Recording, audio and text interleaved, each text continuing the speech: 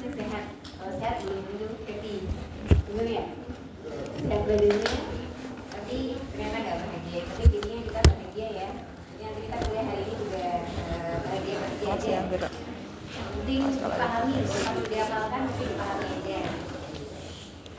Oke, baik, sebelum perkuliahan hari ini dimulai, alangkah baiknya kita doa terlebih dahulu agar diberikan kemudahan dalam memahami ilmu yang saya berikan dan semoga bisa bermanfaat untuk kalian. Saya persilakan.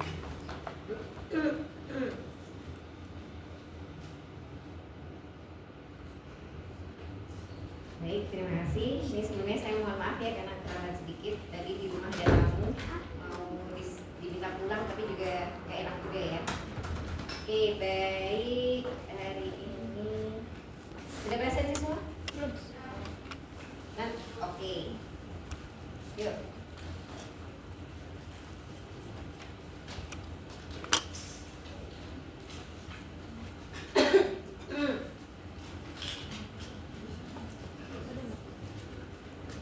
Oke, baik. Sudah ya, Mbak?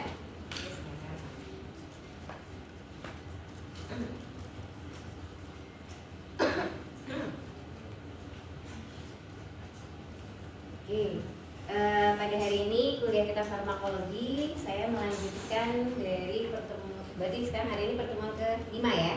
Jadi masih ada 2 pertemuan lagi. Besok yang minggu depan itu online ya. Karena kan lagi pada mudik ya? Mudik, kalau nggak mudik nanti ke kampus aja nggak apa-apa. Tapi saya nggak ke kampus sih. Maksudnya kalau mau ke kampus aja nggak apa-apa. Yuk dapat tiket mudik, pulang ya.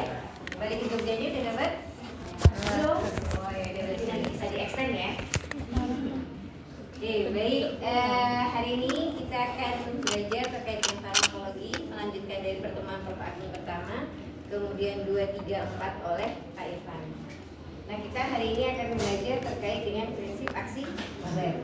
Jadi ini ya, yang nanti akan saya ajarkan adalah pertemuan hari ini, pertemuan kelima, adalah mahasiswa mampu mencari dan menjelaskan informasi terkait dengan target aksi dan prinsip mekanisme obat yang spesifik. Nah, jadi nanti mekanisme obat itu dibagi 2, spesifik dan non spesifik. Yang spesifik itu nanti contohnya memiliki target. Nah, targetnya nanti kita akan berbicara terkait dengan kanal ion, kemudian enzim, reseptor ataupun protein transporter. Nah, hari ini kita akan lebih detail pada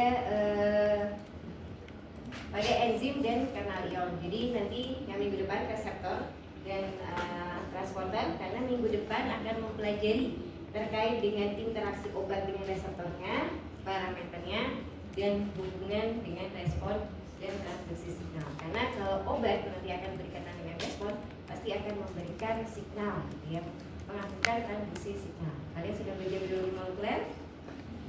Nah, di biologi molekuler kan aktivasi, transduksi signal, kemudian fosforilasi, dan segala macamnya nggak? Belum. Ya nggak? Saya jadi ragu nih ngajar ini. Itu ya, kan pasti udah dipelajari dan nanti kita lebih berkaitan dengan obat. Nah, karena kita kan seorang farmasi ya, dengan semua yang insya Allah mau menjadi apoteker kan? Ini profesi ya. Tapi kalau nggak mau ambil apoteker, mau lanjut langsung kerja dulu nggak apa-apa. Karena mahasiswa S2 saya begitu baru lulus S2 baru lanjut apoteker.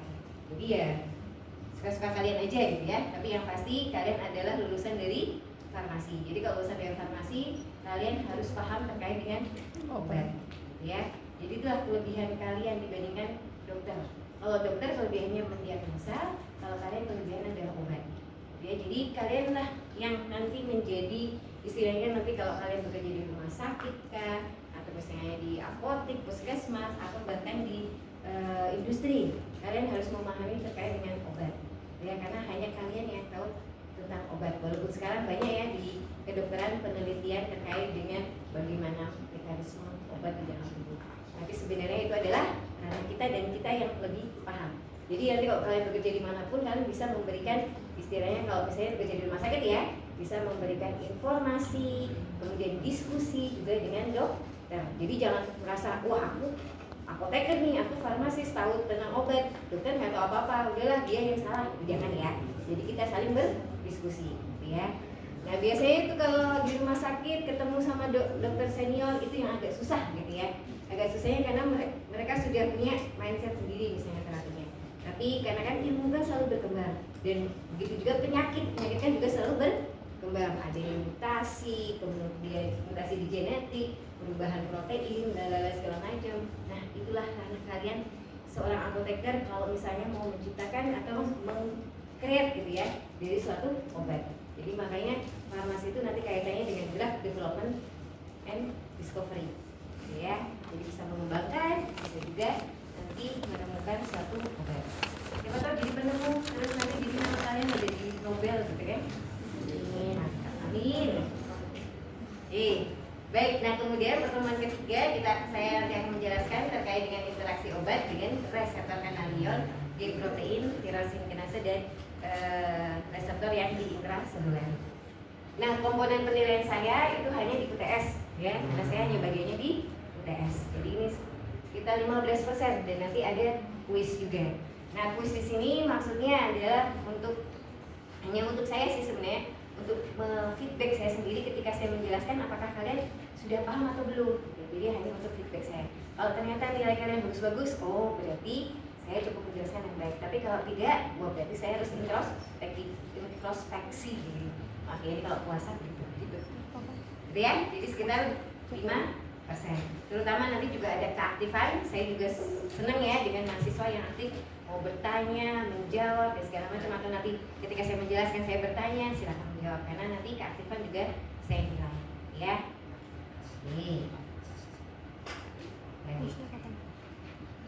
Nah, saya agak sedikit flashback lagi terkait apa sih itu farmakologi. Apa sih itu farmakologi? Ilmu ya. Itu kan ada tulisannya ya. Jadi kan farmakologi dari kata farmakos dan logos. Logos itu kan ilmu ya. Farmakos adalah satu obat. Jadi di farmakologi nanti kita akan mempelajari terkait dengan interaksi zat kimia atau obat dengan sistem biologis ya. Nah ini saya sedikit jelaskan. Sudah dapat farmakokinetik? Sudah belum? Farmakokinetik? Sudah? Belum? Wah luar biasa. Ada yang pernah farmakokinetik ya? Oh anatomi fisiologi, artisna. Jadi farmakologi merah ya? Ada hitam nggak?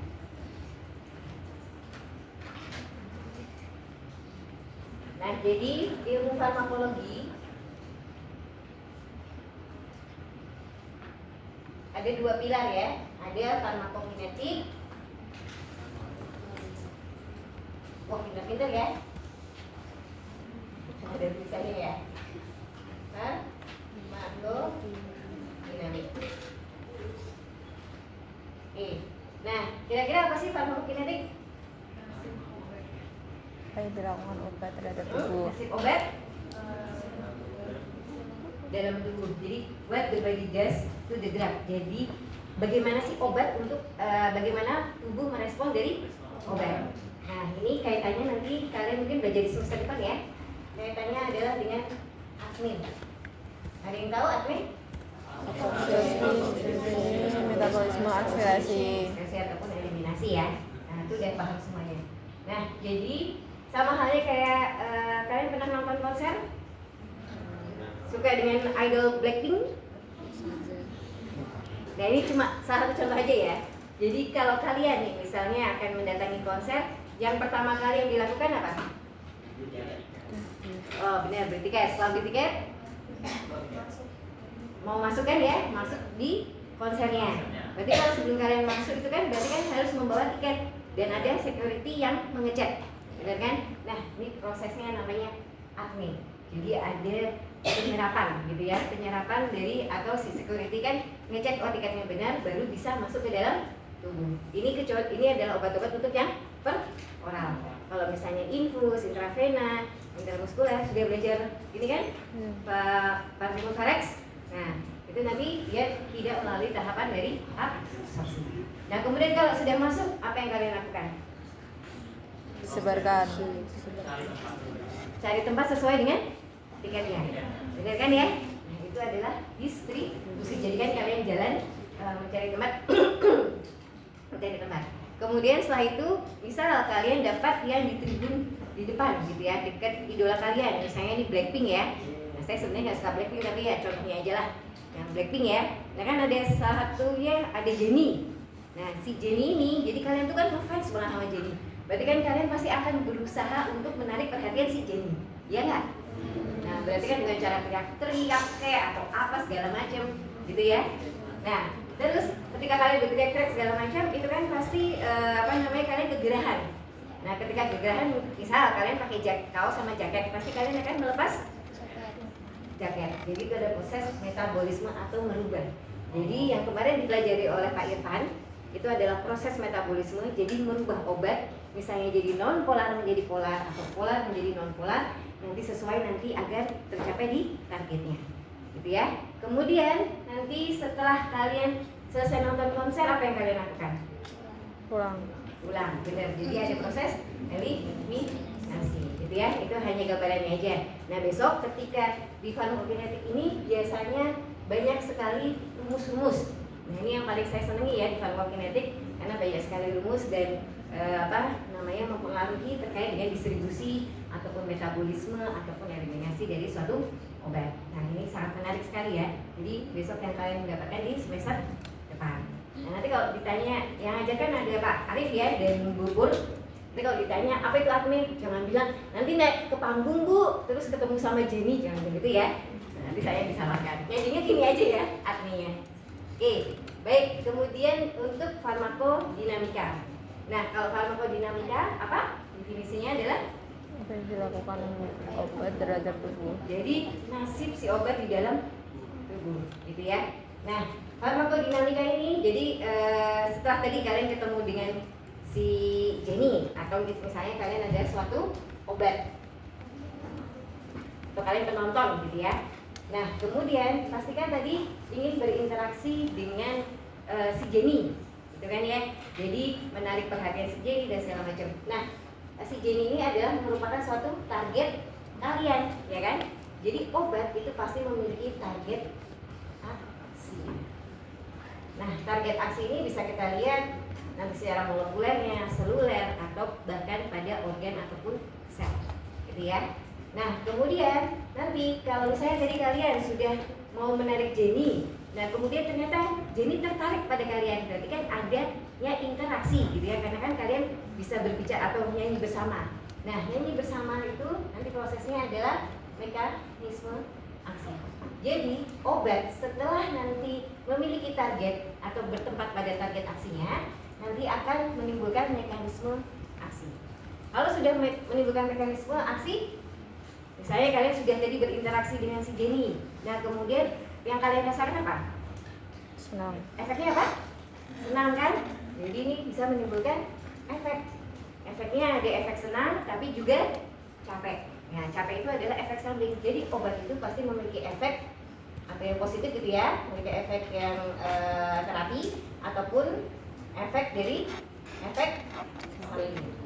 Nah, ini terus kalian bawa sampai nanti semester ke atas, karena kalian pasti nanti akan mempelajari bagaimana obat yang memiliki target, mekanismenya, dan bagaimana efeknya.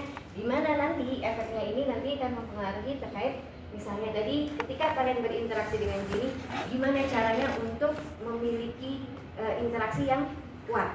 Nah misalnya kalian membawa light stick, kalau semakin besar light stick kalian bawa, pasti Jennie akan tertarik. Tapi kalau semakin kalian tidak membawa apa-apa, kemungkinan apakah ada interaksi? Kemungkinan sangat kecil sekali, gitu ya. Nah ini kaitannya nanti dengan kemampuan obat atau kita katakan adalah afinitas. Nah, ini kemampuan obat untuk berinteraksi dengan target aksi obatnya, gitu ya. Ini adalah afinitas. Nah kemudian selain itu juga nanti ada yang namanya selektif di situ ada spesifikasi ya.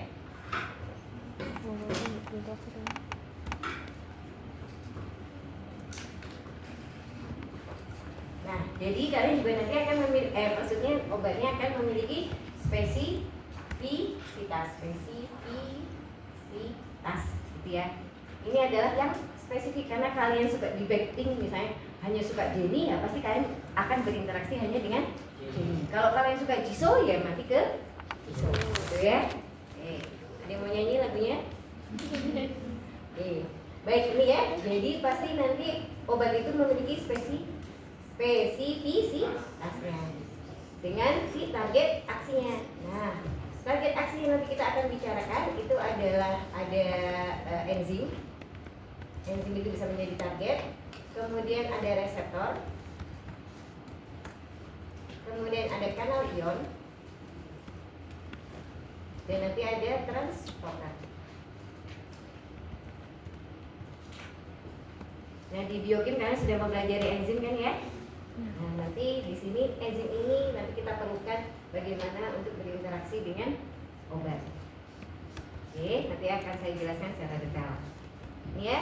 Nah, tadi karena kan obat itu punya afinitas sama spesifitasnya, sehingga tadi nilai afinitas ini, kemampuan obat ini nanti bisa dinilai. Jadi semakin kuat obat interaksinya, misalnya semakin kecil dosis, kemudian interaksinya itu kuat, berarti afinitasnya tinggi. Gitu kan? Kenapa? Karena hanya dosis kecil saja sudah memberikan efek. Gitu ya, itu yang disebut dengan afinitasnya yang kuat. Oke, nah kalau mekanisme aksi nanti yang ditimbulkan, misalnya nanti kita akan bicara reseptor, mekanisme aksinya pasti berkaitan dengan transduksi. Nah, kalau enzim biasanya nanti berkaitan dengan katalis ya, proses katalisis. Gitu ya. Nah, kanal ion nanti ini kaitannya dengan ion-ion. Jadi ada ion Na, Cl, K, dan Ca. Nah, kalau transporter, kami juga transporter, dia adalah pembawa. Jadi biasanya obat-obat yang memiliki molekul besar itu jika sulit untuk masuk dari antara ekstrasel menuju ke intrasel, nah nanti akan memerlukan transporter atau pembawa, gitu ya. Nah inilah kalian bisa belajar obat itu benar-benar berarti sangat detail ya. Apakah obat tadi berinteraksinya dengan enzim, ataukah dengan reseptor, ataukah dengan kanal ion, ataupun dengan transporter. Nah, bagaimana kalian bisa mengembangkan obat? Tadi kan farmasi kan bisa sebagai drug development ya, atau discovery. Nah itu dengan cara kalian mempelajari penyakit apa sih yang sekarang ada. Misalnya ada penyakit mutasi genetik bla bla bla gitu ya. Misalnya kanker sekarang ada mutasinya macam-macam. Nah jadi nanti kalian targetnya adalah di spesifisitasnya. Misalnya kanker itu dia ada mutasi di reseptor, contoh misalnya di reseptor HER2 gitu ya. Reseptor kan protein transmembran ya. Ini reseptor protein transmembran. Nah, contoh misalnya ada obat apa ini? Nah, targetnya adalah pada reseptor HER2 pada kanker payudara. Nah, sekarang penelitiannya ternyata ada terjadi mutasi pada salah satu karena dia kan protein transmembran. Protein tersusun atas apa? Asam amino. Dan ada mutasi di asam aminonya. Nah, sehingga kalianlah yang nanti menjadi poin misalnya penemu obat terkait dengan misalnya ada mutasi pada reseptor HER2. Jadi karena kalau misalnya tadi mutasi walaupun diterapi dengan lapatinib dia tidak akan efektif. Ya, jadi targetnya mencari tahu ada mutasi nih di asam amino ini. Jadi pengobatannya seperti apa, gitu ya. Dan nanti kalian bisa lakukan ini drug discovery-nya bisa dengan, sudah pernah dengar in silico? In vitro? Sudah. Apa kalau in vitro? Dengan obat media buatan yang menyerupai. Dengan media buatan dengan yang menyerupai menyerupai dari tubuh aslinya, tapi itu juga bisa in situ juga ya. Kalau in vitro nanti menggunakan sel-sel, gitu ya, sel-sel yang ada di dalam yang hampir sama menyerupai di dalam tubuh kita, gitu ya. Jadi in vitro itu nanti bisa menggunakan sekarang yang berkembang seperti stem cell, sudah pernah dengar terapi stem cell? Nah itu kan yang sedang berkembang ya. Jadi menggunakan sel, jadi menggunakan sel si pasien itu sendiri. Jadi menjadi personalized medicine. Nah ini saya sama Pak Ade Mika dan Pak Sony itu ada di grup terkait dengan personalized medicine. Nah ini ya kita belajar terkait dengan in vitro-nya. Kemudian ada in vivo. In vivo tahu? Dalam tubuh itu. Biasanya menggunakan apa kalau in vivo? Mencit. Pakai hewan jijik, gitu ya. Jadi bisa mencit, tikus, marmut, ikan, zebrafish ya, zebrafish. Kemudian ada apa lagi? Kelinci, primata, gitu ya. Cuma sekarang penelitian di seluruh dunia itu sudah meminimalkan untuk pengujian menggunakan in vivo atau hewan uji yang besar, gitu ya. Karena kan nanti khawatirnya punah, gitu ya. Tapi kalau misalnya kalian penelitian mau menggunakan tikus, gitu ya, jangan terus tikus di jalan kalian ambil, gitu ya. Itu malah lebih serem ya dibandingkan tikus yang ada di dalam. Sudah handling dengan tikus? Belum ya? Mencit ya? Belum juga. Semester 3. Oh, kalian belum dapat kartoks ya? Oh, iya. Nah, nanti bertemu dengan hewan-hewan lucu lah, gitu ya. Nah, kemudian ini ya. Jadi yang tadi in silico ini adalah suatu metode penemuan obat menggunakan komputasi. Gitu ya, menggunakan komputasi. Salah satunya adalah doping atau studi bioinformatika. Nah, ini saya dengan Pak Adam juga banyak melakukan penelitian di arah komputasi, doping ataupun dengan bioinformatika. Ini adalah penelitian yang sedikit simpel lah intinya. Ya, jadi nanti kalau kalian misalnya mau skripsi, wah kok dananya nggak ada ya, udahlah pakai komputasi aja. Ini adalah metode paling ringan. Tapi nanti validasinya juga harus kalian lakukan. Karena setiap protein itu nanti harus divalidasi terlebih dahulu. Baiklah nanti tahapannya, gitu ya. Nah, tapi tahapan in silico ini nanti akan mempermudah ke tahapan in vitro. Jadi di in silico nanti kita bisa tahu si obat itu, si senyawa ini targetnya ke protein apa sih, atau ke reseptor apa, atau ke enzim apa, gitu ya. Ini sangat berkembang di proses di in silico ini. Ya, atau nanti kalian mau PKM, kan ada PKM ya, pekan kreativitas mahasiswa. Nah, itu nanti penelitian menggunakan in silico ini juga sangat menarik, gitu ya. Ya, nanti didukung dengan tambahan data ya, itu in vitro. In vitro nanti bisa mendukung dari penelitian in silico, ya. Nah, ini bahkan mahasiswa S2 saya penelitiannya hanya in silico saja atau bioinformatika. Tapi parameternya saya perbanyak dibandingkan yang S1. Kalau S1 biasanya in silico parameternya masih sedikit, kemudian in vitronya saya tambahin satu parameter. Ya, nah inilah penelitian yang dilakukan di farmakologi. Jadi nanti kalau ada mindset, ada orang yang bilang, wah saya nggak mau penelitian di farmakologi karena pasti menggunakan hewan uji, saya geli nih kalau pakai hewan uji atau alergi misalnya ya. Nah itu ya kita bisa melakukan penelitian dengan in silico ataupun in vitro, gitu ya. Dari sini ada yang mau tanyakan? Gantian nih, dari tadi kan saya ngoceh, capek nih kan puasa ya. Nanti habis ini pasti saya lemes deh. Ada yang mau ditanyakan? Gak ada? Oke. Maaf ya nih kalau tulisan saya nggak terlalu bagus. Ini kalau difoto saya mau difoto juga nggak ya? Nah, foto-foto ini. Itu ya. Oke. Baik, ini baru awalan saja. Kita belum menuju ke intinya. Jadi ini ya, afinitas adalah suatu kekuatan ikatan obat. Ini materinya nggak usah difoto nggak apa-apa. Nanti saya share di Google Drive, itu sudah saya share linknya ya. Cuma nanti saya perbarui karena sepertinya ini belum ada ya. Oke.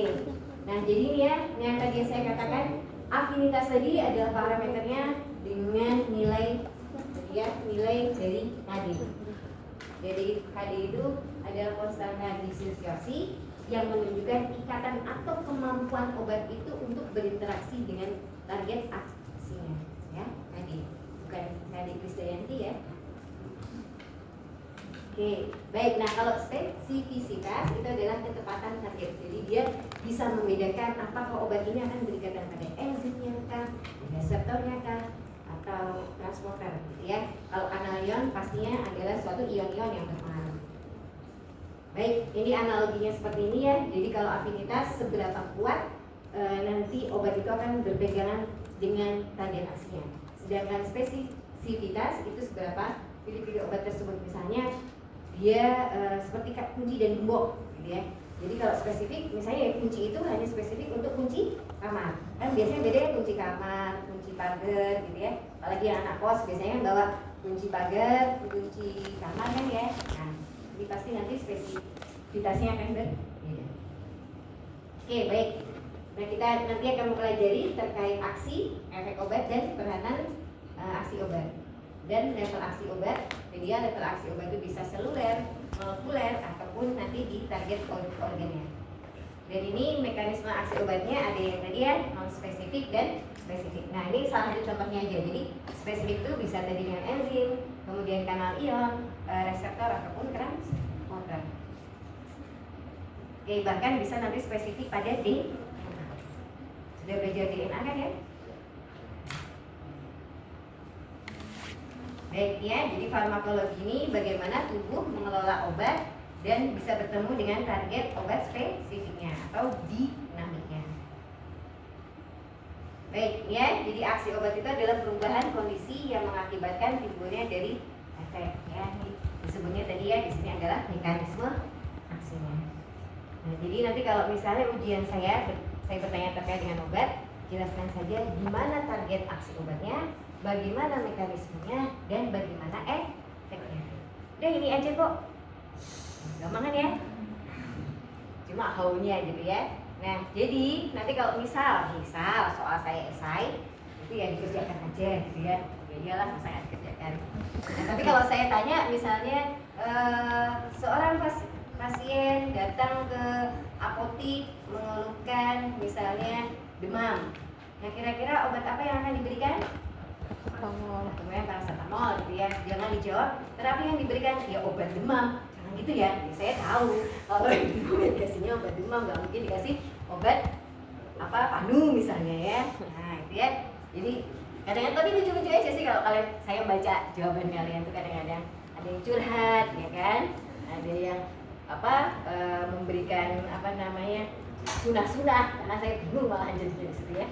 Ya pokoknya kalian mau pelajari tadi kalau pertanyaan adalah terkait dengan obat. Bagaimana di mana target aksinya? Jadi ini target aksi adalah dia, di mana target aksinya, bagaimana mekanisme atau how, terus habis itu bagaimana efeknya. Kalian efeknya bisa menyebutkan efek terapi ataupun efek sampingnya. Tapi saya biasanya di sini baru menyebutkan efek terapinya saja. Efek terapi nanti bisa nanti di farmakologi selanjutnya ya, farmakologi. Oke. Ya, jadi efek itu adalah suatu respon jaringan akibat dari obat. Baik, ini yang tadi saya katakan. Jadi level aksi obat itu ada pada tingkat molekuler, pada seluler. Jadi kalau molekuler itu apakah dia berkaitan dengan enzim, reseptor dan sebagainya atau target aksi obatnya. Dan kalau yang di seluler itu biasanya kan ada di dalam sel itu kan ada mitokondrianya, ada lisosom, badan Golgi dan segala macam. Nah, itu target aksinya ada di mana gitu ya.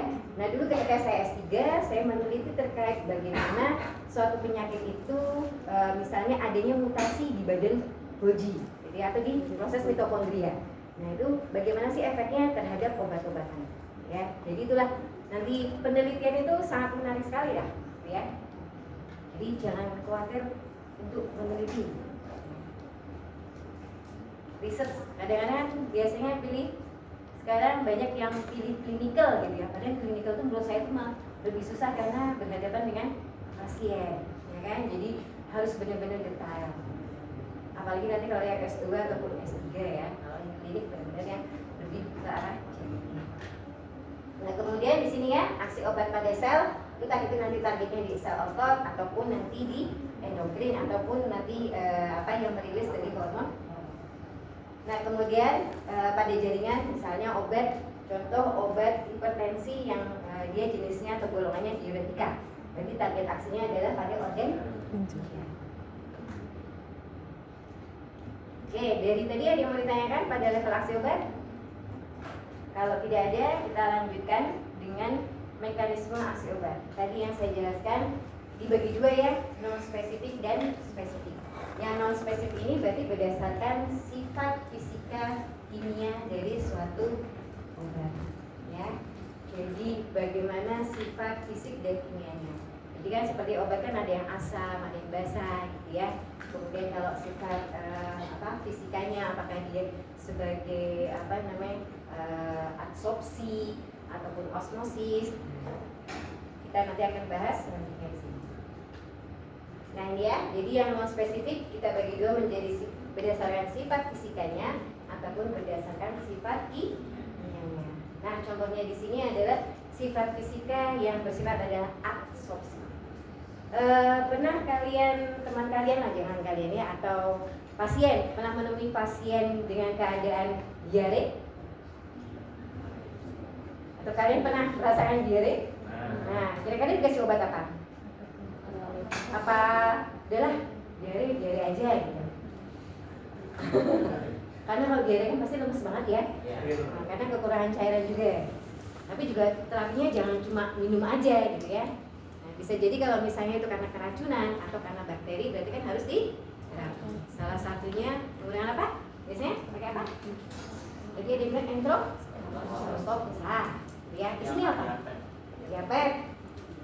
Kurang lebih isinya apa? Sama kan ya? Apa isinya?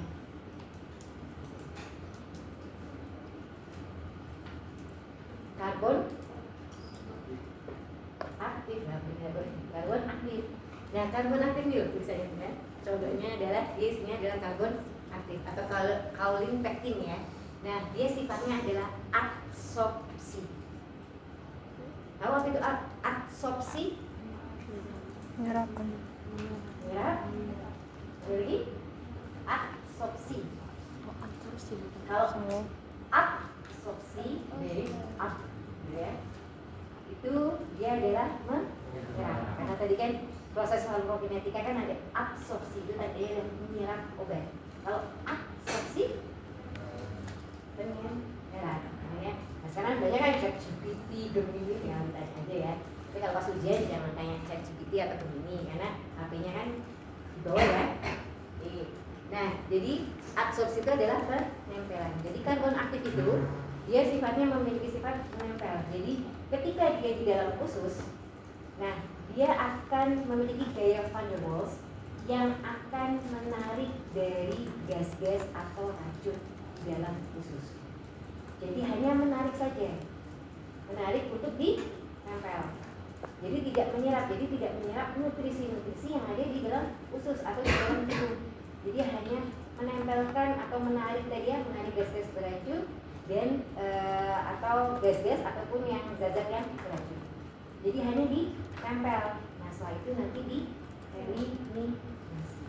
Ya, jadi sifatnya adalah sifat fisika dari obat yang absorpsi.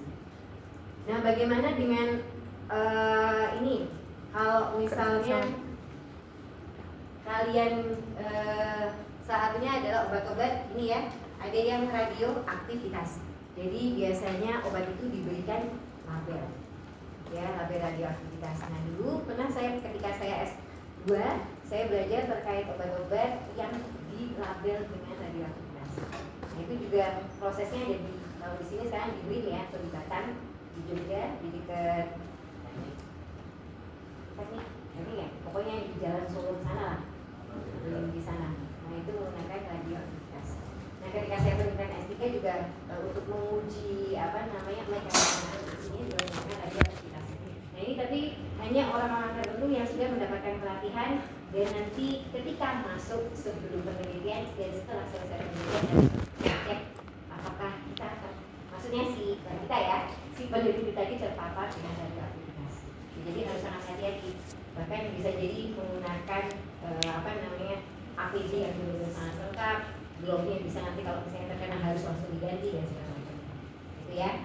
Nah itu terapinya dulu saya menggunakan label untuk pada pasien kanker. Jadi biar nanti tertarget pada DNA yang mutasi. Ya.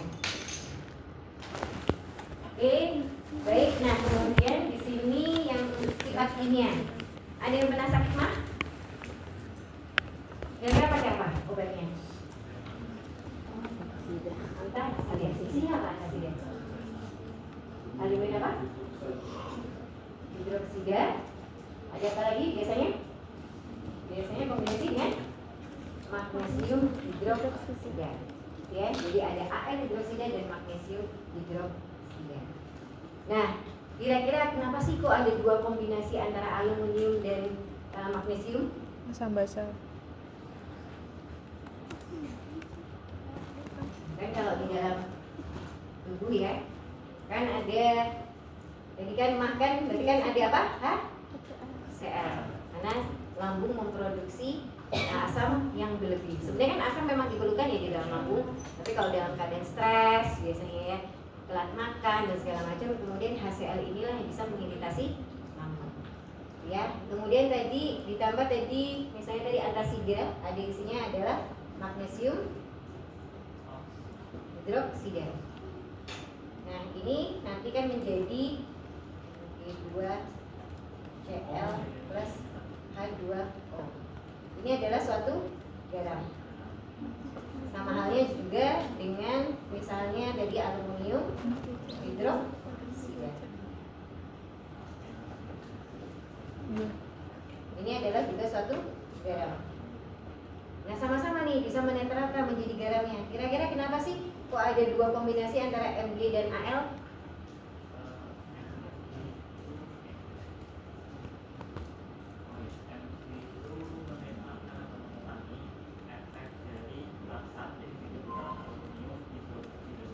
Oke, berarti aluminium ini dia sifatnya adalah laksatif. Laksatif itu apa sih? Menyebabkan diare. Jadi efek samping dari aluminium ini adalah diare. Sedangkan Mg ini efek sampingnya adalah konstipasi. Jadi dia terkesan adalah saling menyeimbangkan. Gitu ya. Jadi tidak menyebabkan diare, juga tidak menyebabkan adanya konstipasi. Ya. Nah, inilah ilmu, makanya kalian sebagai farmasi harusnya bangga. Wah, jadinya tahu nih, ini kan drug discovery-nya. Kan yang bikin kan juga industri kan ya. Nah, di industri kan ada bagian namanya research and development. Ada bagian QA ataupun QC. Apalagi kalau yang orang-orang suka kimia biasanya masuknya di bagian QA ataupun QC. Jadi suka kimia? Biasanya masuk farmasi itu alasannya salah satunya adalah sangat suka dengan kimia, bener nggak? Nah, habis itu ketemu dengan kimia organik di sini ya. Sudah dapat kimia analisis? Nah, itu kan juga sangat menyenangkan kan? Kan di aplikasi ilmu-ilmu yang di SMA, bener nggak? Nah, tapi kan lebih di Excel, masa ya sama sih? Nanti anak SMA lebih pintar dong. Nah ini ya, jadi dia sifatnya adalah menetralkan. Nah sebenarnya juga ada kandungan biasanya adalah kalsium karbonat. Kalsium karbonat ini yang jika berinteraksi dengan HCl atau asam bisa menyebabkan adanya pembentukan CO2. Makanya biasanya kalau orang sakit mah habis minum antasida dan segala macam, kadang-kadang dia bersendawa. Iya nggak? Nah itu karena ada CO2 di dalam. Oke, baik. Kemudian tadi yang yang sifatnya fisika ya, osmosis atau tadi laksatif karena diare. Itu jadi obat-obat seperti propilen etilen glikol, dia fungsinya adalah untuk menarik air-air yang di dalam tubuh gitu ya, karena kan diare kan berarti kan encer gitu ya, jadi obatnya akan menarik cairan di dalam tubuh yang nanti bisa menyebabkan pengerasan dari feses. Oke, nah ini yang spesifik, jadi ada reseptor, dia adalah si penerima signal. Jadi kalau misalnya di dalam rumah dia adalah antenanya gitu ya, si penerima signal. Kemudian enzim itu adalah sebagai katalisator reaksi, jadi suatu katalisator biokimia. Kemudian kanalion ini adalah gerbang elektrolit, jadi gerbang keluar masuknya si elektrolit. Elektrolit tadi ada Na, Cl, Ca ataupun K. Nah transporter ini adalah suatu pengangkut gitu ya. Jadi yang mengangkut molekul. Nah ini ya, jadi ini hanya analoginya saja. Reseptor itu adalah tombol signal. Jadi kalau misalnya obat menekan tombol, nanti akan menyebabkan adanya transduksi signal. Kemudian kalau enzim, nah enzim ini adalah suatu intinya adalah suatu biokatalisator. Nah kalau di obat, biasanya nanti obat ini akan sebagai fungsinya adalah inhibitor. Nah kalau analion tadi ya gerbang listrik, itu ada Na, K, Ca, ataupun Ca. Nah transporter ini adalah dianalogikan seperti mobil pengangkut. Baik ini ya, jadi tempat aksi obat reseptor itu ada dua, di reseptor transmembran dan ada di ruang intrasel. sel. Nah, intrasel ini biasanya reseptor-reseptor hormon. Nah, kemudian ada enzim di dalam intrasel yang dimana nanti kalau contoh misalnya tadi ya, ada obat menempel pada reseptor transmembran, kemudian pasti mengaktifkan signal yang nanti akan mempengaruhi dari nukleus. Nukleus kan kaitannya nanti dengan mRNA, kan ya? Baik, ada yang mau ditanyakan dulu? Kalau tidak ada, kita lanjut ke enzim. Nah, enzim itu apa sih? Katalisator. Nah, ini juga dia ada satu biokatalisator, katalisis ya. Jadi memiliki aktivitas katalisis. Nah, ciri-ciri dari enzim, nah makanya tadi kan sifat dari obat ini bisa berkaitan dengan target aksi kalau memiliki spesifisitas. Nah, si enzim ini kira-kira spesifisitasnya apa? Hanya pada Dia substrat. memiliki Situs aktif. Ya, jadi hanya substrat tertentu yang bisa berikatan pada situs aktifnya. Ya, jadi kalau substratnya bentuknya seperti ini, maksudnya situs aktifnya berbentuk seperti ini, ya berarti substratnya akan bentuknya menyesuaikan. Misalnya bentuknya segitiga, ya dia akan segitiga, gitu ya. Atau misalnya target dari aksi obatnya atau struktur molekul dari suatu obatnya atau suatu substratnya. Nah, mekanismenya kan sama ya, substrat, kemudian nanti berikatan dengan enzim gitu ya.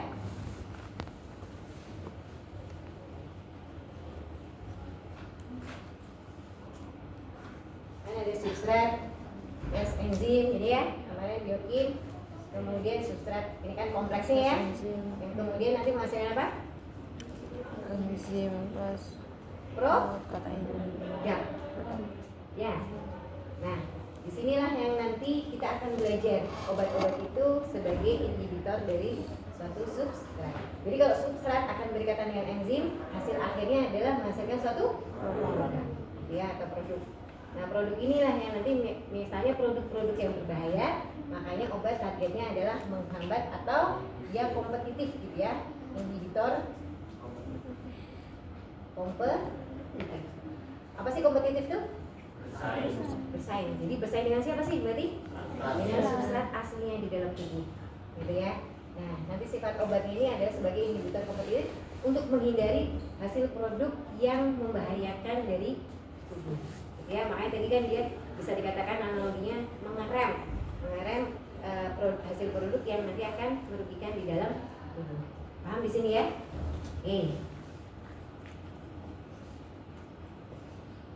Nah, ini ya, jadi gambarannya kalau normalnya substrat akan berinteraksi dengan enzim, kemudian akan menghasilkan produknya. Kemudian kalau di sini enzim obat sebagai kompetitornya ya, jadi kompetitor strukturnya pasti hampir sama dengan substratnya.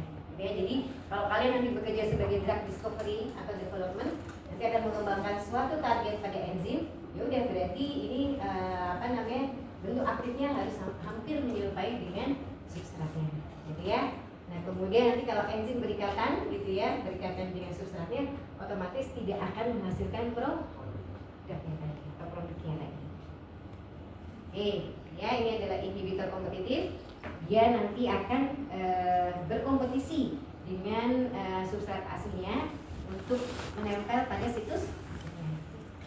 Nah, kalau unkompetitif, kalau dari gambar apa ini? Inhibitor, sama-sama inhibitor, berarti kan dia menghambat produknya ya. Dia mengubah ya. Jadi kalau yang unkompetitif, ini substrat sudah berikatan dengan enzimnya, tapi si obat atau inhibitor ini dia akan berikatan bukan pada sisi aktifnya, tapi bisa mempengaruhi tidak menghasilkan produknya. Jadi bukan pada situs aktifnya, tapi pada bagian dari enzim lainnya yang nanti akan menghambat dari produknya. Nah, ini makanya pengembangan obat juga bisa misalnya tidak di target situs aktifnya, tapi di bagian yang dia bisa istilahnya mengontrol, ya. Baik, kemudian kalau non kompetitif,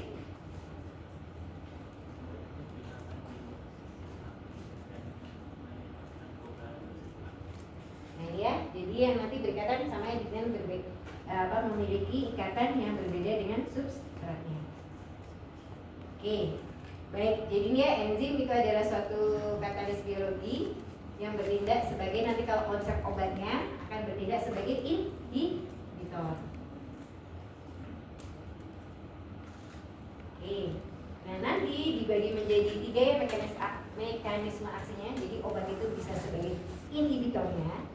Inhibitor bisa inhibitor kompetitif, non kompetitif ataupun unkompetitif. Kalau yang unkompetitif itu nanti dia sudah membentuk substrat dan substrat dan enzimnya, tapi nanti dia dihambat pada siklus lainnya. Nah, sedangkan setelah itu nanti ada juga yang false substrat. False substrat atau substrat palsu. Nanti tanyanya apa? Ya, substratnya palsu. Jadi memang dia menyerupai dengan substratnya. Ya, kurang lebih hampir sama dengan yang tadi inhibitor. Tapi kalau ini benar-benar menyerupai, hanya ditambah misalnya gugus-gugus tertentu. Nah, kemudian ada juga sebagai prodrug. Kalau prodrug berarti obatnya harus diaktifkan dengan cara metabolisme. Jadi intinya kalau mengaktifkan obat itu dengan metabolisme. Biasanya apa yang berpengaruh di sana? Enzim apa yang berpengaruh? CYP atau Cytochrome P45. Kemarin belajar CYP 2A, yang mati, paracetamol, ya, 2D, hafal? Halo. Kalau di saya sih kemungkinan nggak keluar ya, tapi nggak tahu kalau di Pak Arifan ya. Nah di sini ya. Nah di sini konsepnya inhibitor. Jadi dia sebagai kompetitif, non kompetitif ataupun unkompetitif. Nah mekanismenya menempel pada enzim dan menghentikan proses untuk perubahan substrat untuk menjadi produknya. Oke, ini contohnya di sini lebih gampang dari gambar ini. Oke, ini adalah obatnya ya, ada SID ya gitu. SID, steroid anti-inflammatory drug. Berarti kalau NSAID non-steroid itu pintar. Ya, kalau ini.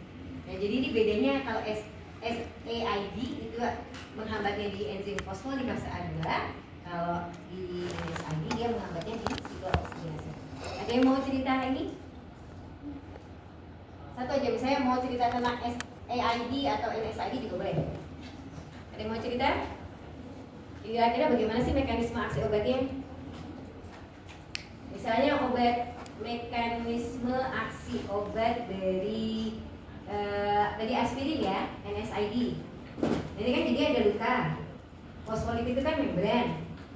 Kalau luka berarti dia nanti akan merilis dari fosfolipase A2 untuk merubah apa tadi? Fosfolipase menjadi fosfolipid menjadi asam areodonak. Ya. Nah ada obat nih namanya SID yang nanti akan menghambat dari enzim fosfolipase A2. Jadi akibatnya apa? Efeknya apa? Membentuk semakin berkurang atau tidak terbentuk, gitu ya. Itu yang steroid anti-inflammatory drug. Coba ada mau cerita yang NSAID? Ya, saya kasih contoh nih. Tinggal lanjutin aja. Ada yang mau cerita?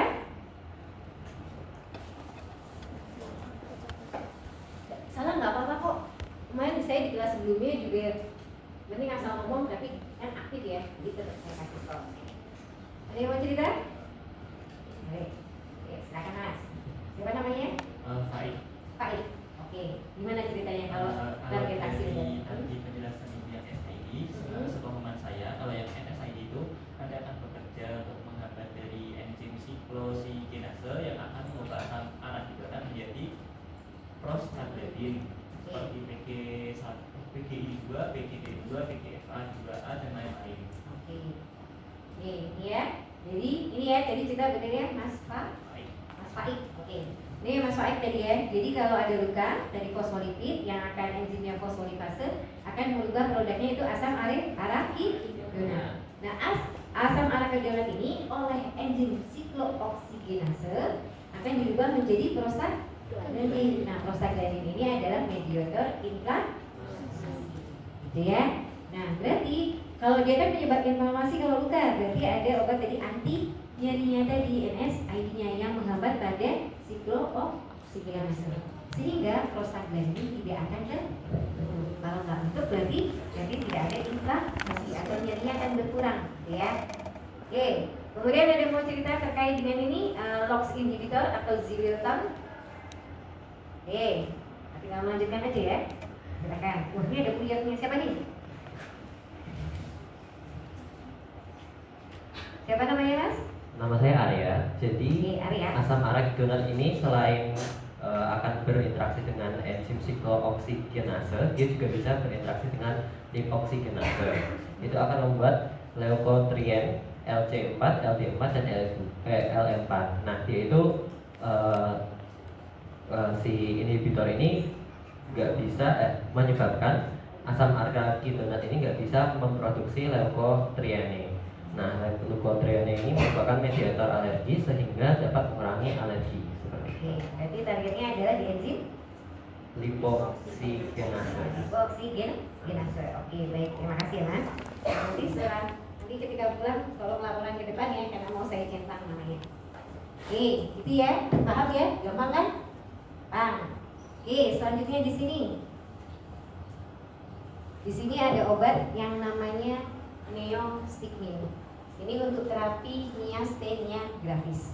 Jadi miastenia gravis itu dicirikan adanya kelemahan sel otot. Berarti target dari obat neostigmine ini adalah pada jaringan otot. Jadi tadi ya target aksinya kan tadi ada seluler, molekuler. Jadi ada organ juga, yang organnya ada bukan organ ya, tapi pada sel otot. Nah, yang mempengaruhi ACH ini adalah asetilkolin. Nah, kira-kira dia mau cerita dulu di sini.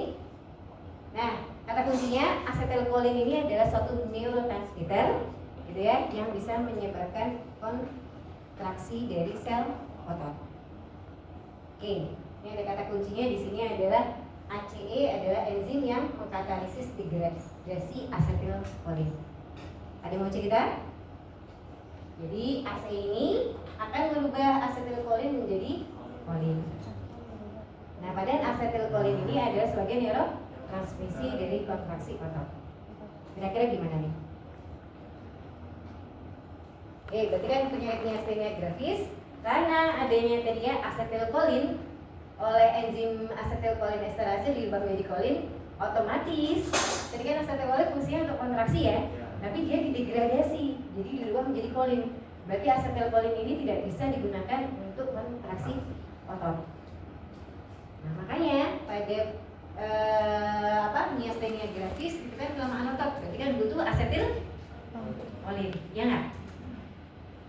Jadi obatnya adalah dengan cara menghambat dari pendegradasian asetilkolin. Benar, karena asetilkolin nanti ini digunakan untuk berinteraksi atau nanti untuk kontraksi dari otot. Jadi di sini ya ada dua, di sini ada saraf kolinergik ya, yang nanti akan menghasilkan diproduksi di sini, misalnya asetilkolin A dengan kolin menjadi asetilkolin. Nah, asetilkolin ini nanti dia akan menempel pada reseptor. Nanti akan dibahas mungkin oleh Prof. Agung ya. Prof. Agung, ada reseptor asetilkolin muskarinik. Pernah dengar? Reseptor asetilkolin nikotinik. Nah, ini yang nanti berperan terhadap adanya kontraksi dari otot tadi. Ya. Makanya asetilkolin ini diperlukan. Nah, tapi ternyata ada enzimnya namanya asetilkolin esterase yang dia mendegradasi. Otomatis dong kalau didegradasi menjadi kolin kan tidak bisa berikatan dengan reseptornya. Gitu ya. Bapak kan ya? Oke, berarti besok kalau soal esai bisa lah ya. Kecil lah ya. Oke. Baik, nah kalau ini alumpurinol obat apa? Ada yang tahu? Asam urat. Asam urat ya. Jadi uric acid. Ada yang mau cerita di sini? Nih gampang banget nih. Ada substratnya, ada enzimnya, ada produknya. Ada yang mau cerita? Kalau Purina ngeblok Gak apa-apa dicoba. Nggak apa-apa kok. Siapa mau cerita? Apa yang dari depan? Di belakang? Salah nggak apa-apa. Oke, silakan Mbak. Nah, namanya Mbak siapa? Saya Evelyn. Jadi yang saya pahami adalah allopurinol ini bekerja dengan menghambat enzim santin oksidase yang dia itu fungsinya mengubah hipoksantin menjadi santin dan juga santin menjadi uric acid. Jadi ketika enzimnya ini dihambat, otomatis tidak akan terbentuk produknya yaitu uric acid. Jadi dia bisa menurunkan kadar asam urat seperti itu, Ibu. Ya, baik, terima kasih Pak Evelyn. Nah, itu ya jawabannya. Jadi ini target aksinya ya biasanya adalah di persendian karena santin oksidase ini banyak ditemukan di persendian. Makanya kalau asam urat kan biasanya sendinya agak jadi nyeri ya. Oke, semoga kalian masih muda yang sampai kena asam urat ya. Apalagi yang sering kopi. Jadi kalau misalnya sering minum kopi ya, sering juga minum air.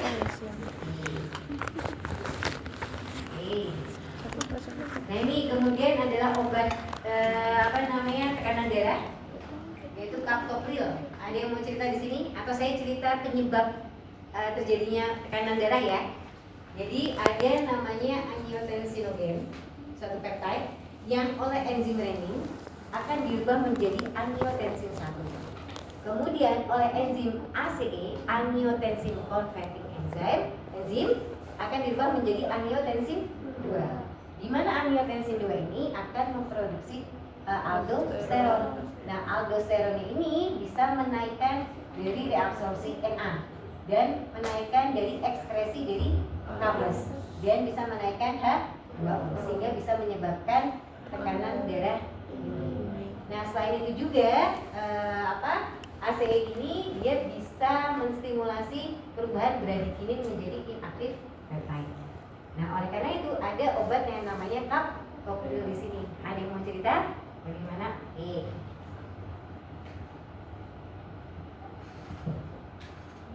Baik, kalau Namanya siapa Mbak? nama saya Anin Ditya. Oh, panggilnya Anin Ditya. Anin. Oh, Ditya. Oke. Jadi kalau dari slide yang ditampilkan itu kan obat captopril di sini berarti berperan sebagai inhibitor dari enzim ACE. Nah, kalau tadi sudah dijelaskan bahwa ACE ini menyebabkan angiotensin berubah menjadi angiotensin 2, tadi 1 jadi 2, lalu pemecahan bradikinin. Nah, dengan adanya captopril ini dia tuh jadi menghambat si enzim ACE ini. Jadi efeknya angiotensin gagal diubah menjadi angiotensin 2 yang mana akan menyebabkan vasodilatasi yang sebelumnya itu vasokonstriksi lalu jadi vasodilatasi, lalu untuk absorpsi Na-nya berkurang, terus dari K-nya juga berkurang. Nah, di situ bisa menyebabkan tekanan darahnya bisa turun. Lalu untuk yang bradikinin sendiri itu kan tadi kalau misalnya gagal dipecah berarti dia akan menyebabkan sintesis dari prostaglandin, yang mana kalau misalnya prostaglandinnya itu sintesisnya tinggi atau semakin banyak prostaglandin itu akan menyebabkan vasodilatasi.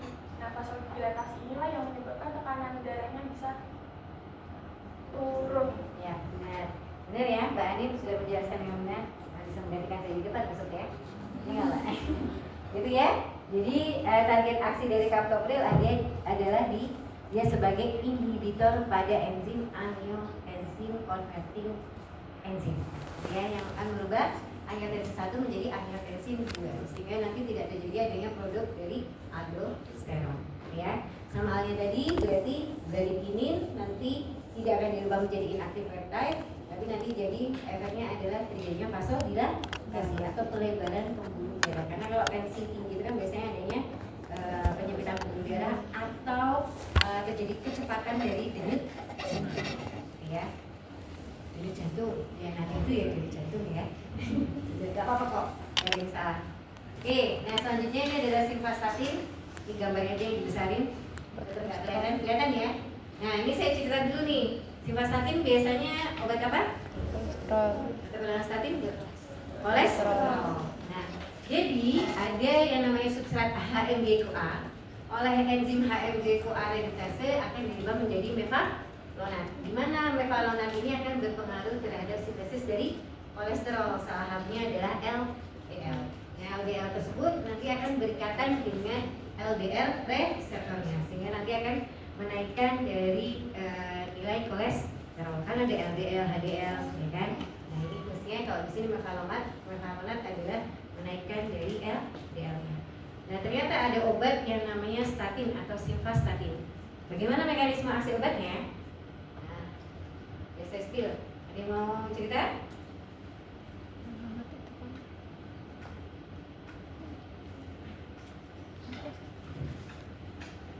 Jadi obat statin atau simvastatin akan menghambat, dia akan sebagai inhibitor pada enzim redukase, sehingga apa yang terjadi? Yang terjadi tidak akan ada produk dari meflamonat, jadi otomatis nanti kolesterolnya akan tapi terus jangan kalian nanti habis makan sate kambing terus minum statin itu juga jangan gitu ya. Nah, jadi harus dicek dulu kadar kolesterol, walaupun parameter kolesterol biasanya pusing di belakang sini gitu ya. Nah, habis makan kambing terus pusing di belakang, biasanya pusing di belakang karena lah kok bayarnya mahal ya, biasanya sate kambing lebih mahal dibanding sate ayam ya. Ya gitu ya. Oke, nah ini sudah saya lakukan di sini.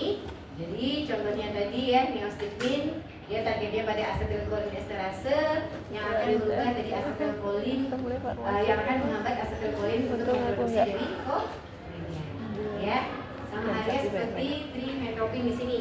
Nah, trimetopin di sini target aksinya adalah di enzim dihidroredukase, di mana enzim dihidroredukase ini akan mengubah pola menjadi tetrahidrofolat. Di mana akhirnya tetrahidrofolat fungsinya itu apa? Dalam proses DNA, kaitannya sama DNA.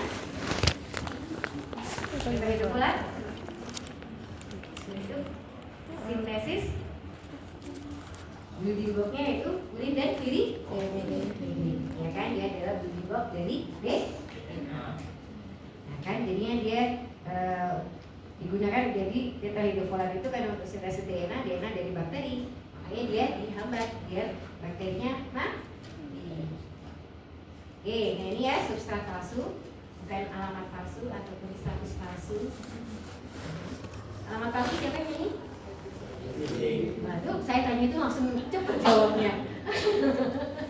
Kalau status palsu, pernah dengar? Belum pernah dengar? Mungkin masih lebih baru dibandingkan alamat palsu. Atau ya? Oh ya, nanti dicari siapa coba penyanyinya. Tapi nggak keluar ya, nggak keluar di ujian. Oke, baik. Nah ini ya, jadi substrat palsu tadi yang menyerupai. Jadi enzim ini akan tertipu karena apa? Strukturnya akan hampir sama dengan substrat aslinya. Nah kemudian ini yang prodrug ya, prodrug itu berarti obat ini masuk ke dalam tubuh itu tidak aktif, jadi harus dirubah terlebih dahulu atau di metabolisme. Contohnya di sini kodein ya. Jadi kodein oleh enzim di hati D6 akan menjadi morfin ya, yang fungsinya untuk menghilangkannya. Jadi kodein itu di dalam tubuh itu belum aktif, jadi memang harus dirubah terlebih dahulu atau di metabolisme. Kemudian ada enalapril di sini ya, enalapril ini juga nanti akan bertemu atau di metabolisme oleh enzim esterase, ini di dalam hati. Kan kalau enzim metabolisme itu kebanyakan adalah di dalam hati ya. Jadi karena hati itu sangat penting untuk metabolisme, jadi hati-hati untuk menjaga hati ya. Jadi kalau ada apa patah hati, menyakiti hati, biarkan aja ya, kasihan hatinya.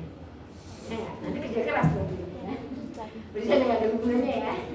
Tapi memang harus memanage hati ya. Oke. Baik, nah ini contohnya sebagai fals substrat adalah contohnya 5-FU atau 5-fluorouracil. Obat apa ini? Untuk terapi apa? Kanker. Untuk terapi kanker. Kankernya bukan kantong kering ya. Jadi untuk terapi kanker. Nah terapi kanker ini biasanya kanker kan ada mutasi-mutasi gitu ya. Sudah belajar?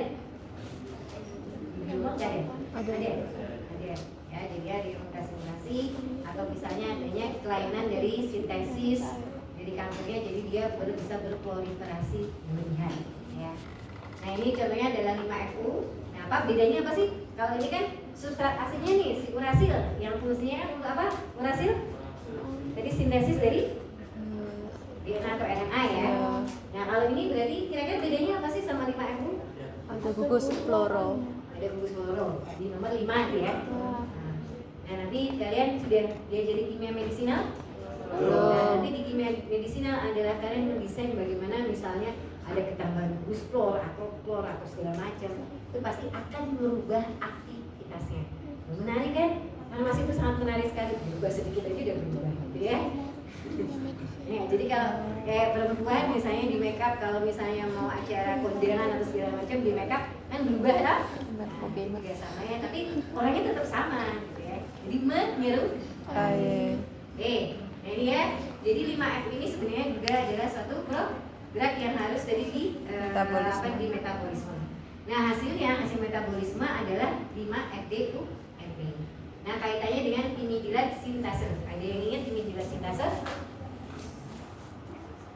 Fungsinya berapa?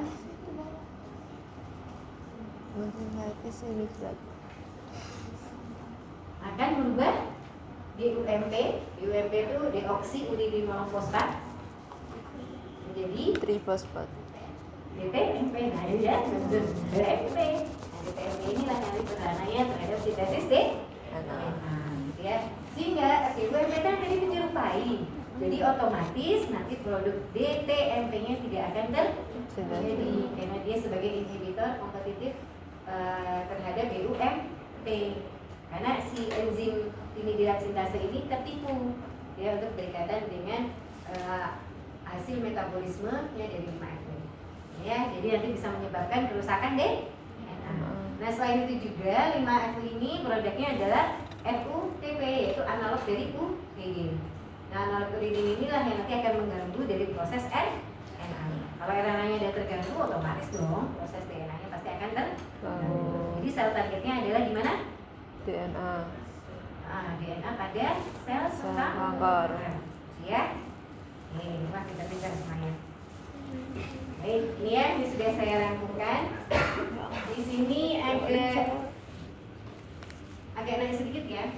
Jadi simvastatin itu di HMG koarebitase, nih acetylzolapid itu di karbonik anhidrase, metildopa itu targetnya pada dopa dekarboksitase, gitu ya. Nah, ya jadi tadi ada obat sebagai inhibitor, substrat palsu ataupun produk. Jadi ya enalapril obat-obat hipertensi yang dia harus di metabolisme terlebih dahulu oleh enzim esterase. Oke, nah di sini juga sudah saya lakukan ada inhibitor kompetitif, non kompetitif dan inkompetitif atau unkompetitif. Saya pengen tahu nih cerita tentang anti HIV yang ritonavir. Ada yang mau cerita di sini? Jadi obat ritonavir memiliki target aksi di mana? Enzim HIV protease. Karena enzim HIV protease ini nanti yang berfungsi untuk sintesis dari HIV-nya, sehingga targetnya ini adalah di sel T. Berarti kalau bedanya apa sih? Di sini ada anti HIV yang nevirapin. Kalau nevirapin dia ada di proses HIV reverse transkriptase. Reverse transkriptase itu apa sih? Berubah? Di reverse. Berarti transkripsi jadi translasi. Gimana? Jadi RNA ke DNA, gitu ya. Jadi nanti akan berubah menjadi reverse transkriptase dari si virus HIV. Nanti kita akan belajar di farmakologi juga lebih detail lagi ya. Oke, nah berarti kalau non kompetitif dia nanti berikatannya adalah bukan pada situs aktifnya. Sedangkan kalau yang ritonavir dia nanti akan bekerja pada situs aktifnya, gitu ya. Oke. Di sini ada pertanyaan dulu. Kalau tidak kita ke kanal ion. Nah, kanal ion ini adalah suatu lapisan lipid yang berpori. Nah, fungsinya untuk memfasilitasi diskusi ion. Oke, jadi dia adalah ion gate ya, untuk mengatur lalu lintas dari listriknya atau elektrolit Na, K, Ca2 ataupun Ca. Nah, mekanismenya ada dua, dia sebagai bloker yaitu menutup dan modulator, atau nanti dia sebagai memodulasi. Untuk modulasi pembukaan biasanya durasi dari kanal. Jadi kalau kanal itu sifatnya kurang lebih harus sama ya. Dia pori-pori seperti ini. Nah nanti fungsinya dia bisa membuka atau menutup. Jadi nanti dia bisa membuka atau menutup. Ya. Jadi kalau dia menutup, dia fungsinya adalah menutup kanal. Jadi obat itu nanti ada yang fungsinya menutup kanal. Nah, kalau menutup, dia nanti akan seperti ini. Obatnya akan menutup kanal. Jadi kanalnya tidak akan berfungsi. Sehingga misalnya ion Na ya, Na plus di sini di luar, yang nanti dari ekstraseluler menuju ke intraseluler. Sehingga nanti kalau ada obat yang dia fungsinya adalah mengeblok, contohnya di sini adalah lidokain ya, lidokain, dia pasti berarti Na-nya tidak akan masuk ke dalam intraseluler. Ya. Kemudian ada fungsinya lagi yang dia sebagai modulator. Nah, sebagai modulator itu mengubah frekuensi atau durasi pembukaan dari kanal. Ya, jadi memang diperlukan Na itu untuk masuk, tapi juga tidak yang berlebihan. Nah, itu jadi sebagai modulator nanti ya. Contohnya di sini adalah amlodipin, obat hipertensi. Saya tunjukkan di gambar. Oke, ini ya. Jadi mekanisme kerja kanal ion itu adalah merubah potensial membran. Jadi mengaktifkan potensial membran yaitu terjadinya proses depolarisasi. Oke, ya. Ini saya ambil poin-poinnya aja. Jadi jenis kanal ion itu ada kanal Na, K, Ca dan Cl. Nah, aktivasinya salah satunya nanti dengan tegangan atau voltage. Ya, nanti kita akan berbicara terkait dengan voltage. Ya. Jadi ini adalah kanal ion yang teraktivasi oleh voltage. Jadi gimana tadi ya? Dia adalah suatu kanal ion protein transmembran membentuk pori yang kemudian di satu sisi itu disebabkan karena adanya potensial. Jadi potensial membran ini nanti bisa terjadi atas respon depolarisasi atau hiperpolarisasi. Kita bagi dulu nih. Jadi biasanya sel itu dalam keadaan resting potensial. Nah nanti ketika adanya stimulasi dari potensial aksi, nanti akan terjadi proses depolarisasi, ya. Kemudian nanti ada proses repolarisasi itu mengembalikan polaritas dari membran. Nanti ada juga insidasi terjadinya hiperpolarisasi. Oke, kita sambil ini aja nanti biar paham apa sih itu depolarisasi, hiperpolarisasi dan repolarisasi. Jadi ya, jadi resting potensial dia dalam keadaan istirahat, kompartemen yang di ekstraseluler itu ada Na, Cl dan Ca2. Sedangkan di intraseluler itu ada A, ya. Nah, yang tadi kan obat hipertensi, tadi yang golongan kapopril ACE, yang satunya tadi aldosteron menyebabkan peningkatan dari absorpsi dari Na. Yang satu lagi K-nya itu meningkat tapi ekskresinya, ya. Oke. Karena di sini Na itu ada di ekstraseluler dan K itu ada di intraseluler. Nah, di dalam keadaan resting potensial itu muatan itu sekitar 60 hingga 80 mV. Oke, ya, jadi keadaan resting potensial. Kemudian nanti ada aktivasi nih dari ion, dari aktivasi dari tegangan. Kemudian nanti terbukalah kanal ion Na. Nah, ketika kanal ion Na terbuka, nanti yang terjadi apa? Yang terjadi nanti Na akan masuk dan nanti K bisa akan keluar. Ya, untuk terjadinya, jadi kalau Na masuk terjadinya depolarisasi, kalau K keluar nanti bisa terjadinya repolarisasi. Jadi agar tetap stabil. Nah, kemudian karena Na, misalnya tadi sudah keluar ya, Na-nya tadi kan banyak ada di intrasel dan kemudian K itu banyak di ekstraseluler. Nah, bagaimana cara mengembalikan K itu untuk ke dalam dan Na keluar? Itu menggunakan gradient transportasi adalah Na K plus transporter. Di sini ya, Na K plus transporter. Jadi Na K plus transporter itu nanti akan mengembalikan Na yang dalam ekstraseluler menuju ke intraseluler. Sebaiknya tadi K yang dari ekstraseluler menuju ke intraseluler. Oke, ya, terjadinya depolarisasi tadi sudah saya jelaskan. Oke, kalau hiperpolarisasi nanti ion Cl-nya ikut ke dalam intraseluler. Oke, kita langsung ke ini aja ya, ke obatnya biar lebih jelas. Nah, ini sahamnya tadi potasium tadi ya, Na K plus ATPS yang akan mentransfer Na dari intra menuju ekstra dan K dari ekstra menuju intra. Oke, ini ya gambarannya satu kanal ini Oke, nah kita bahas satu persatu di sini Na. NA di sini ini ya peranannya adalah dia untuk mengaktifasi dari potensial aksi dari suatu aktivitas ya. Misalnya di sini ada membran sel.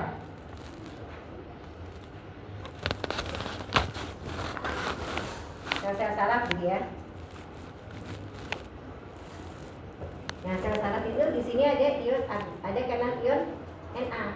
Jadi kalau dia teraktivasi terjadi depolarisasi, nanti Na ini akan mengaktifkan kanal ion Na selanjutnya. Jadi nanti terjadi potensial aksi pada sel saraf ataupun di ya. Jadi nanti kalau obatnya, target dari obatnya ada dengan cara menghambat dari aktivasi dari ion Na tadi atau menghambat dari kanal ion Na. Nah, di sini biasanya digunakan untuk menghambat transmisi signal nyeri ataupun kejang. Jadi kan kalau misalnya tadi teraktivasi gitu ya, potensial aksinya teraktivasi sehingga bisa menyebabkan efeknya adalah nyeri ataupun nanti yang kejang. Ya, sehingga tadi harus dikontrol nyeri dan kejangnya dengan cara menghambat tadi masuknya ion. Nah, ini ya. Jadi secara normal ketika ada rangsangan nyeri, nanti kanal ion Na itu akan terbuka. Kalau terbuka akibatnya apa? Na masuk ke dalam intra sel. Kemudian nanti terjadi adanya lonjakan listrik atau depolarisasi, sehingga nanti sinyal nyeri akan dikirimkan ke otak, gitu ya. Jadi kan tadi kan menjadi ini potensial aksi di dalam sel saraf atau otot. Kemudian akibatnya dia akan mengakibatkan nyeri, gitu ya. Oke. Nah, kemudian ada 3 kondisi Na, jadi bisa dalam keadaan istirahat, itu kanalnya akan tertutup tapi siap dibuka. Kemudian ada keadaan terbuka. Kalau terbuka berarti Na-nya masuk ya. Nah, jadi kalau Na masuk berarti bisa jadi terjadi meledak ataupun aktif. Kemudian ada kondisi yang inaktif. Nah, kalau kondisi inaktif ini sebenarnya kanalnya tertutup tapi oleh bola penyumbat. Gitu istilahnya dia karena kan tadi harus dikontrol. Na-nya jangan terlalu banyak yang masuk, tapi juga bisa terbuka, bisa tertutup. Nah, buka tutupnya ini istilahnya ada bola penyumbatnya ini adalah nanti kaitannya dengan obatnya, gitu ya. Oke. Nah, contohnya di sini adalah lidokain. Lidokain itu adalah anestesi lokal, gitu ya. Nah, anestesi lokal ini lidokain fungsinya apa? Nah, jadi kalau kalian nih misalnya masuk ke dalam mall, biasanya kan lewat pintu depan ya. Ya, walaupun kadang lewat pintu belakang ya, walaupun parkirnya kan gitu. Tapi kan normalnya kan biasanya adalah lewat pintu depan. Nah, si lidokain ini dia masuknya adalah lewat pintu belakang, ya. Jadi ini ya apa menusuk dari belakang berarti ya. Jadi lewat pintu belakang itu artinya adalah melalui sisi intraselulernya. Jadi bukan dari sisi ekstraseluler, tapi dari sisi intraseluler. Jadi dia ngeblok, jadi atau menghambat tadi, sehingga apa? Proses depolarisasi akan terhambat. Kenapa? Karena Na kan tidak bisa masuk ke dalam intraseluler. Ya, yang kan Na ya, ion Na ini dia kan harusnya masuk ke dalam intraseluler. Sehingga apa yang terjadi? Transmisi impuls nyerinya tadi ya, potensial aksinya nanti akan terhambat atau terputus, sehingga nanti digunakan sebagai anestesi. Oke. Itu untuk yang tadi adalah nyeri ya. Nah, ini pada nanti kalau ada pertanyaannya berarti nanti kalau kalian lihat soal esai nanti pada membran sel saraf. Jadi targetnya adalah pada sel saraf. Oke, kemudian untuk yang epilepsi, tahu epilepsi?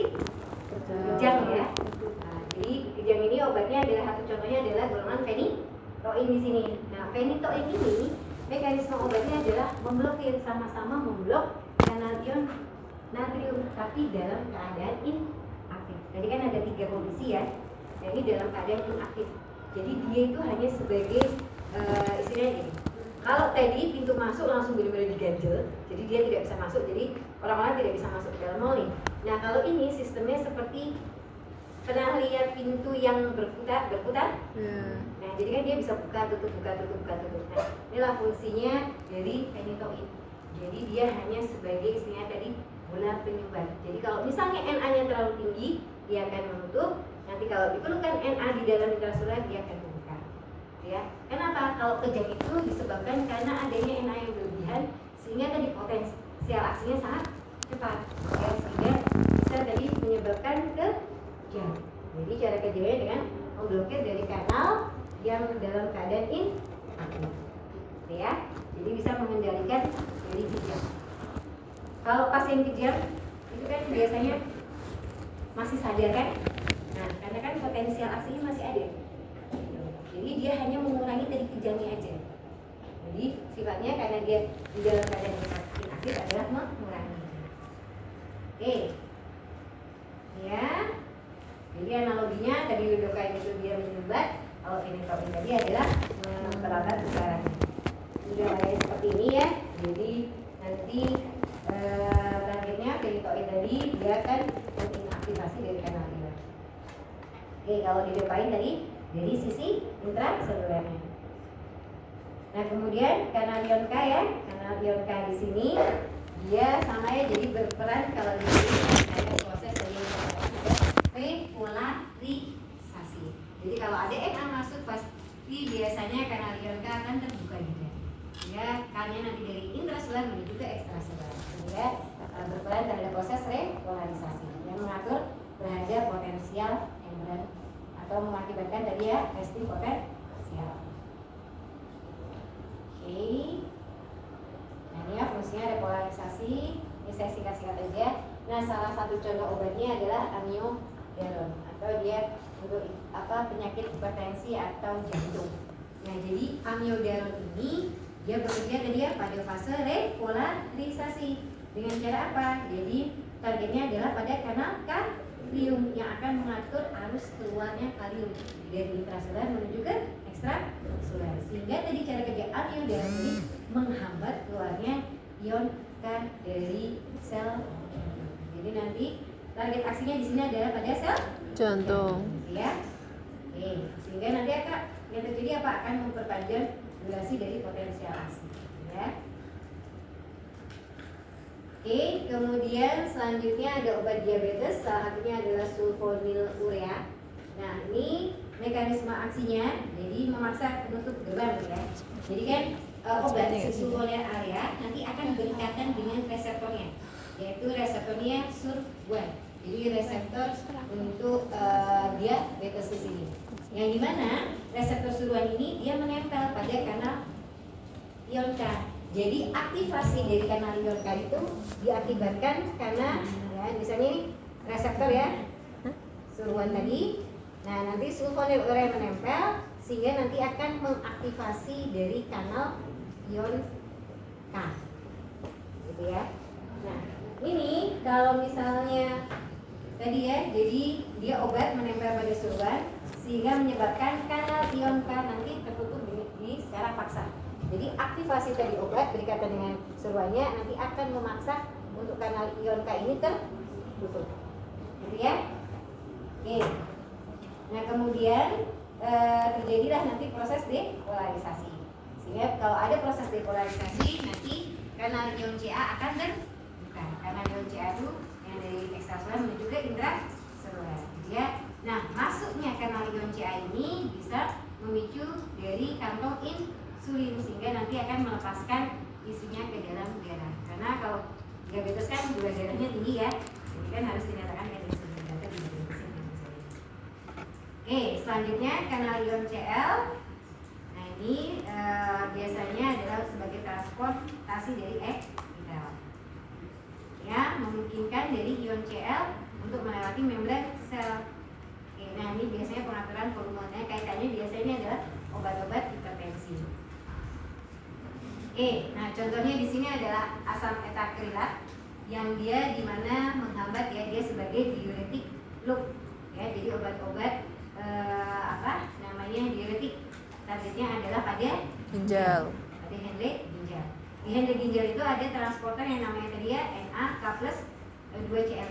Nah ini yang nanti dia menghambat transporter ini ya. Oke. Kemudian di sini ada pirotoksin. Nah pirotoksin ini dia akan berdekatan dengan reseptor dari GABA yang dimana mana nanti biasanya digunakan untuk penelitian. Baik, kemudian kanal ion Ca. Nah, kanal ion Ca ini biasanya berperan terhadap ini ya, kontraksi otot ataupun sekresi neurotransmitter. Sama halnya tadi ya, asetilkolin dari saraf saraf otot ya, dari presinaptik menuju ke postsinaptik. Nah, itu kan sekresinya itu dibantu oleh kanal ion Ca. Oke, ini ya sebagai kontraksi sekresi neurotransmitter. Nah, nanti kita akan belajar di farmakologi 2 lebih detail ya, jadi bagaimana kanal ion Na itu kanal ion Ca itu berpengaruh terhadap pelepasan neurotransmitter. Jadi besok ketika farmakologi 2, jadi semester depan saya tidak menjelaskan detail itu lagi ya. Jadi ketika saya tanya, kalian langsung di luar kepala semuanya. Ya, maksudnya saya itu aku tidak kepala.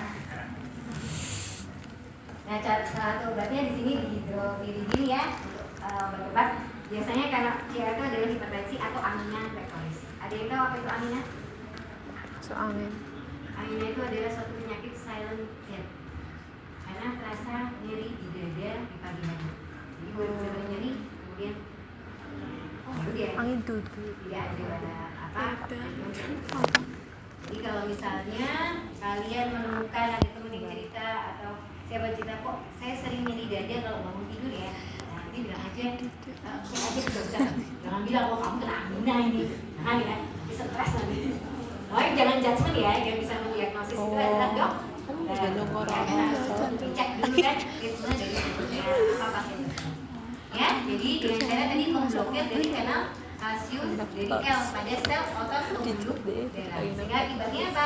Kalau diblokir, akibatnya ion kalsium yang ada di dalam sel itu nanti menyebabkan relaksasi otot, terjadi vasodilatasi atau pelebaran pembuluh darah. Karena fungsi dari Ca ini adalah untuk vasokonstriksi. Kayaknya ada gambarnya nanti, bentar ya.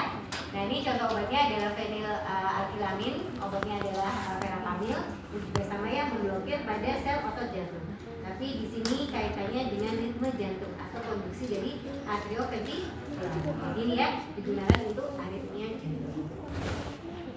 Kemudian di sini benzodiazepin, contohnya dithiazem, ini juga sama pada di kanal kalsium tipe L di sel otot jantung dan pembuluh darah. Ini juga sama ya untuk mengurangi kontraksi jantung dan memperlambat konduksi aktif. Jadi sehingga bisa digunakan untuk aritmia juga. Oke, kita lanjut aja di sini ya. Jadi tadi yang saya katakan adanya masuknya ion Ca dari ekstrasular menuju intrasular nanti bisa menyebabkan adanya kontraksi otot jantung. Oleh karena itu harus dihambat. Jadi ada nifedipin, dithiazem, verapamil nanti akan menghambat dari kanal ion Ca sehingga Ca tidak bisa masuk dari ekstrasular menuju ke intrasular. Oke, baik, ini nanti besok saya jelaskan. Jadi kanal ion tadi kan diaktifasi oleh potase, tadi yang tadi sulfan tadi, sulfonylurea, jadi diaktifasi oleh reseptor. Nah ini juga bisa diaktifasi oleh ligand. Oke, saya lewat aja.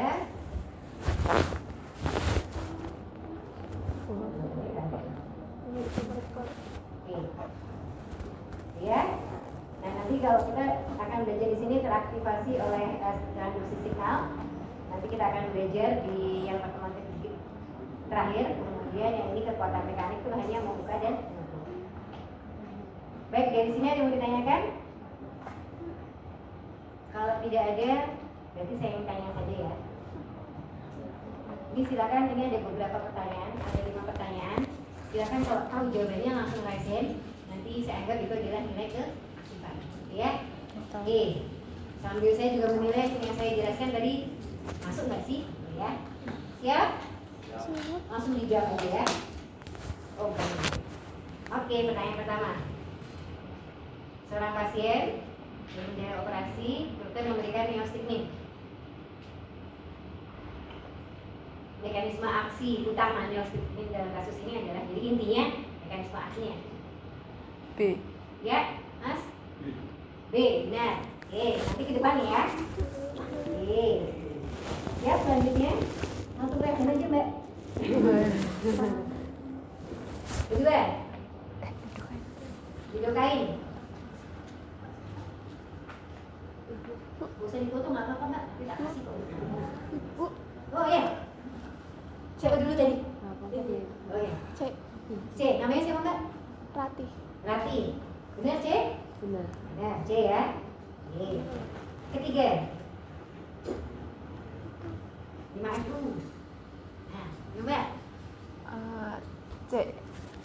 C, benar? Nah, gampang ya. Gampang?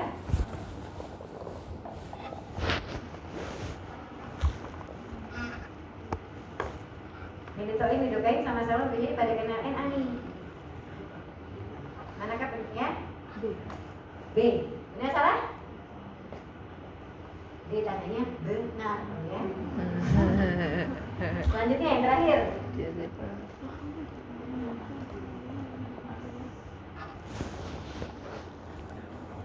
Dia sebang tadi ya, gambar A.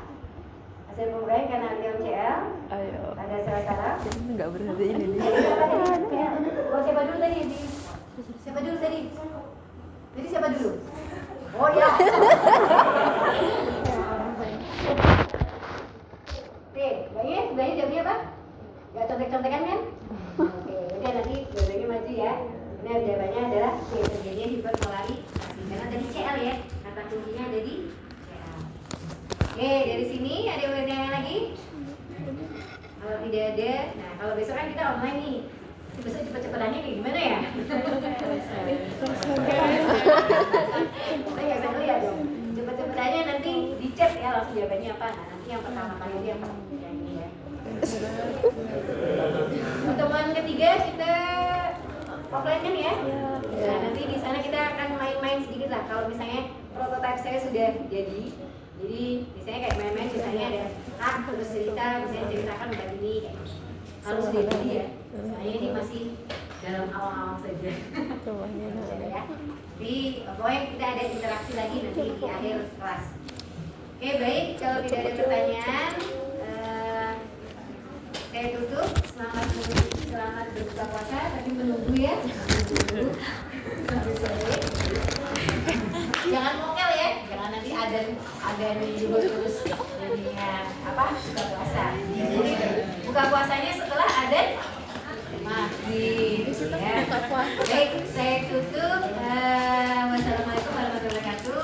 Dan saya minta tadi yang menjawab pertanyaan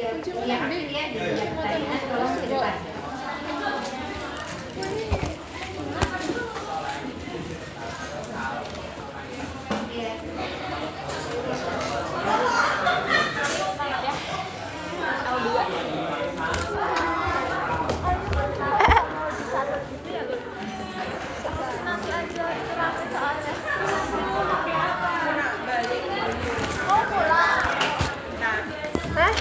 Kamu bukannya farset?